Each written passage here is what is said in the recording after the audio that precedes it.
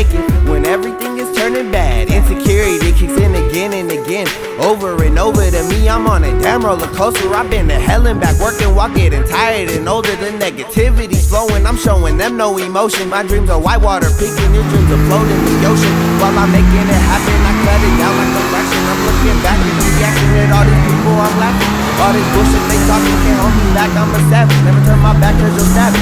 Feeling nothing but pain. You wanna be more than average, but you have so much to gain, and I have so much to lose. What's up, everybody? Welcome to another episode of PBJ Garage. This one's going to take you for a loop. I don't think I've posted anything in a long time, as usual, but I'm on to my next project, as usual. The EF sedan I showed you guys last, I major fucked up and drilled through the ECU harness, so had to pull everything out of that car. What you guys are sitting on right now on the tripod is what's taking its place. It got to a point where, you know, with this whole coronavirus thing, I just decided to jump goals. So my main goal in the audio scene, you know, car audio, was to do hair tricks. That was number one. I seen it at the... So as per usual, Hondas only, pretty much. It's a RT wagon. It's a 91. It is a 6-speed or 5-speed, whatever you want to call it. It's got the super low, and then 1, 2, 3, 4, 5. This is the Carol fucking Baskin box with my two Crystal Audio Solutions 12s, which are being reconed and rebasketed to 18s. This box is more of a burnt box style. It's about 3.8 after displacement of the port and subs. And those subs require about 2.2 a piece. But yeah, it's Crystal Audio Solution 12s. Underneath is a Tera Amps Base 8K and my lithium.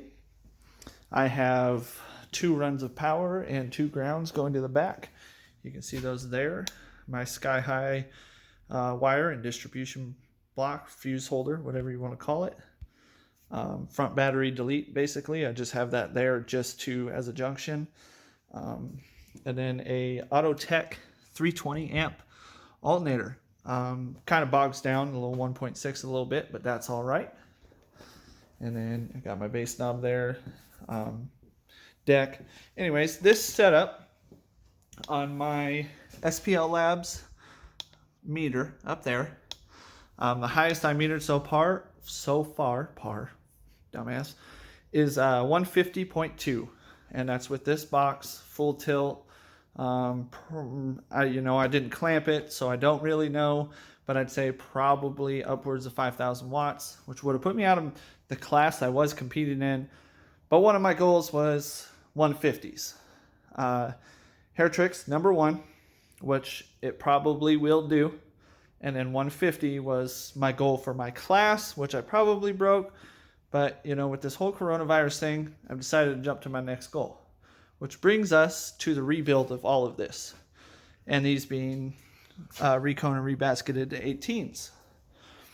I am going to build a wall, and that's what brings us to this project. I've set my seats for me to fit comfortably in. I'm 6 foot. I kind of lean back. As you can see, my seat is, behind the B-pillar a little bit. I have enough room here, and luckily the wagon is kind enough to lend me this. It is flat all the way. It doesn't really step up here. It's kind of a false advertisement, but it is flat almost all the way back.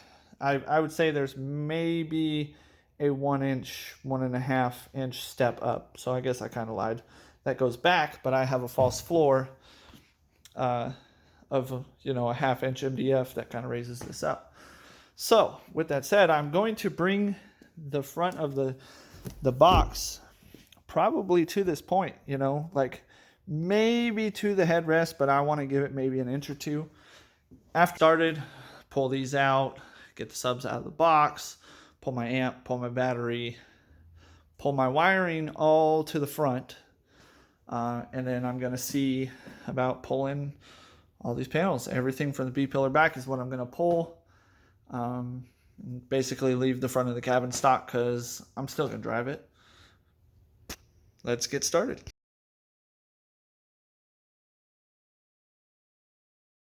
All right, got my subs sitting on the third row seat out of the Suburban. I'm going to show you guys my thing here. So I got my 8 gauge coming from my amp. Let me fold that down. Got my false floor that actually has the stock hinges there. You can see my runs there. Fold that up. Got the base 8 can. Got sky high fuse holders, sky high wire, excess power lithium. That runs the whole system of the car. The front battery is just there in case I ever needed a jump. So yeah, time to get battery out, amp out, then get to pulling.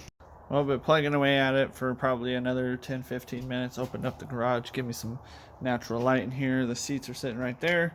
I got these panels, and I definitely fucking lied. That's probably more like 2 inches, but it like comes up and down and all kinds of stuff. I'm gonna have to find some way to be able to get to that plug for my fuel access.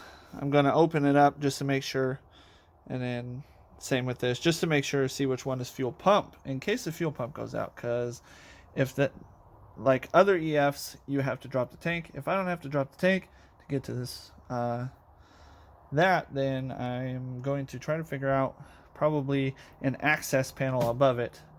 Probably my best option inside of the box. That way I can still access it in case the fuel pump ever goes out. But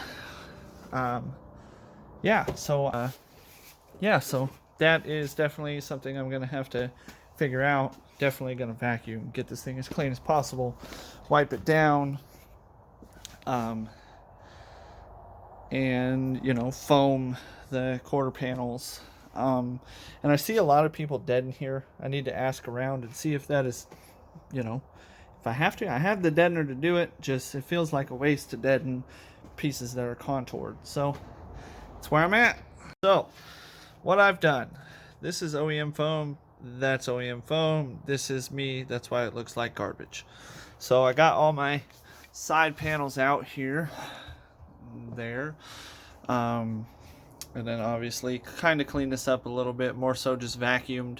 I have my carpet cut right at the bottom, I'll show you guys that, and then I'm going to cut my headliner right behind the dome light there, and was getting my power wires.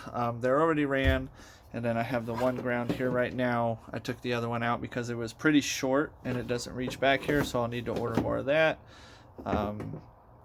Yeah, but I am not sure that my power runs are gonna work either.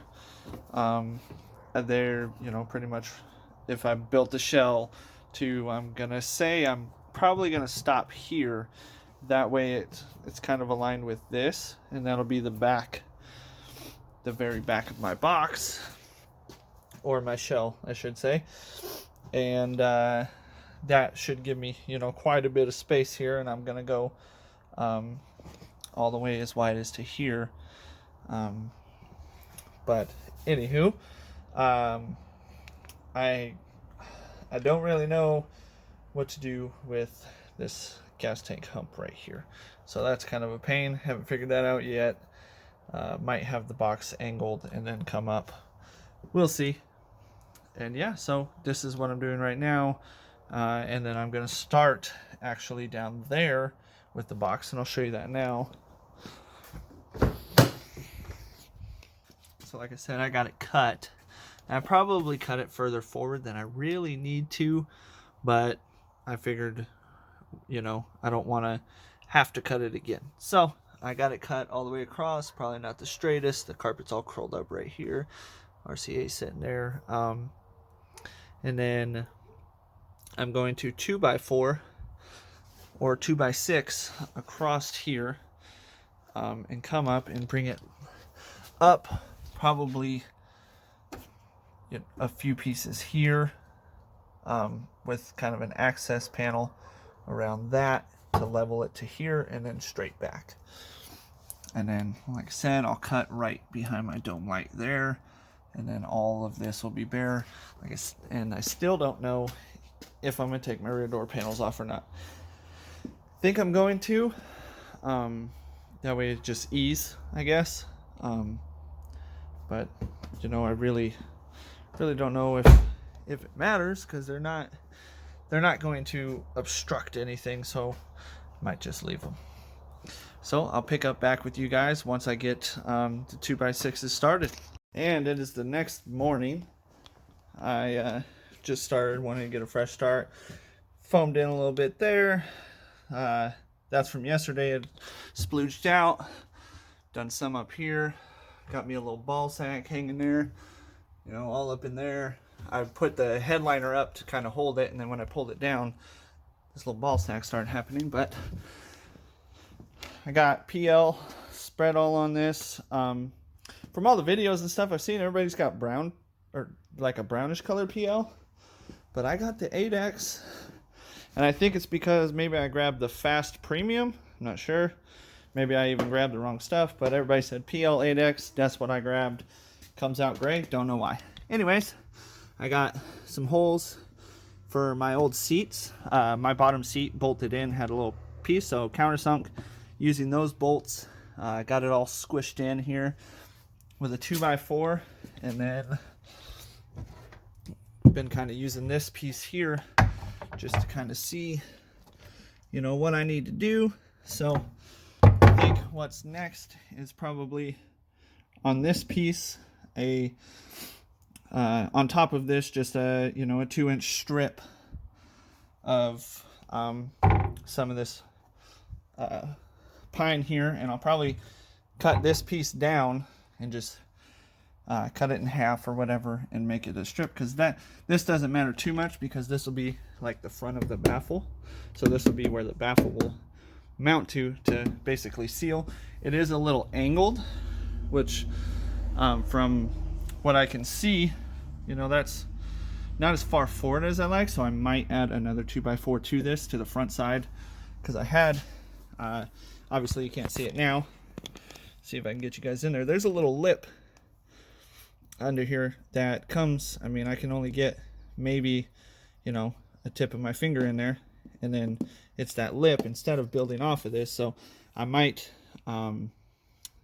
build my baffle forward of this, so that way we're pushing it more towards the seat, to get me a little more area, and then to seal off from here. I plan on it'll probably come out. I think I've said that before, but yep. And then I was an idiot and covered it in PL all the way up here, thinking it was going to go all the way down like it does in the middle, but whatever. And then once I get the floor done, this is my fuel pump here. So it's not like other EF Civics. That's fuel sender, fuel pump. So what I'm going to do is, when I get everything done, I am going to mark out. I've already measured from the door seal over how far it is, and then how far it is here. That way I can make a access panel, or maybe not an access panel, and just remember that, put that in the glove box or something. That way if fuel pump goes out, I know where it is. And then once the foam kind of dries back here and stuff, I think the general idea is to come, which didn't want to. I wanted to make the box as wide as possible, but I want to be able to get to my suspension if I ever need to. So either A, I'm going to replace it now, that I won't have to in the future, or I won't have to access it for a while anyways, because this is just a strut. I could always make a little access panel to be able to get a wrench in there or something, but I'd like to come to right here but then I'd have to come up and over this panel here. And if I just went to here, it's almost, you know, it's not bad, but I don't know that that would be enough. Kind of set that there. I don't know that that would be enough, but we'll see. We will see. These stupid little humps that I got for the all-wheel drive stuff kind of throws things off, but that's where I'm at right now. Just letting stuff dry. I'll get back with you guys when I start working on the front floor. Alright guys, it's probably been 2 days. And sorry in that last clip, I'm like out of breath and I don't know what's going on. Maybe I got a sinus infection or I got the Rona or something. Who knows? So, a lot has happened. A lot. So, kind of go from here. You can see I got the jack holding 2x4 up, holding that up. There's a whole lot more little ball sacks. I got some wood kind of holding these pieces up. I got PL up there and everything, and some deadener that I did a while back. Hopefully that'll be fine to stick. But that's the start of leveling it out with these little braces, and then I'll put that in. Let me move this door panel, and then I can show you guys what I've been. The last clip you saw was just this piece. And as you can see, there's quite a few. And it kind of two pieces, two pieces, two pieces. And that was kind of to get it back and up and fit. There's like, you can't see it obviously now. That little 2x4 chunk. There's a little hump right here. And to get level to where these pieces weren't all funky, I had to keep layering. It's 5 inches thick from here forward, and then from here back is 3 inches. Pretty crazy. Probably more overboard than a lot of people do, but that's what I did. And then this 2x4 here is as far back. I kind of made it like this is as far back as I'm gonna go. You can see the PL there. It doesn't exactly meet up, but my thought process, because it's got a weird gap. I did measure it. From the front to here. It's 43 from the front to here, and I'm measuring to here, to the edge. I held one of these little guys. One of these little guys here, measured up 43 inches to make sure that it is perfectly square and everything, because obviously there's kind of a decent sized gap here and then not as big over here, but marginal. Anyways, kind of why I'm content with that is my back wall the first will be there, the second in front of it, layer with 2x4s all the way up, and then this section will be sealed off. But for now, I am waiting for the roof to dry. It is, I mean, you definitely tell a difference. And then while that's been drying, I've been kind of doing other things, cleaning up some wiring and throwing my cheap deadener on my door. The inside's done, and then I was getting the outside. It's still, I mean, it knocked down some of the resonance, which I don't know what else to do. Maybe Vibraflex the inside, because that'll stiffen it a lot. But for now, I'm just going to leave it like that. We'll see what happens. And I am just going to do the front doors, obviously, because the back doors, it'll be sealed off. So, oh, man, maybe I'm out of breath from talking. I don't know. Maybe I talk too fast. I'm out of breath. But that'll be that will be the end of this video. I will catch up with you guys tomorrow. I have the day off again, so I'll be putting the first roof chunk that goes from here all the way to here.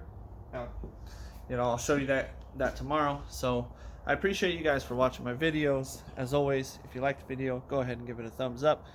I don't know what that weird light was, but if you like the video, give it a thumbs up. If you haven't subscribed, please subscribe. Much appreciated.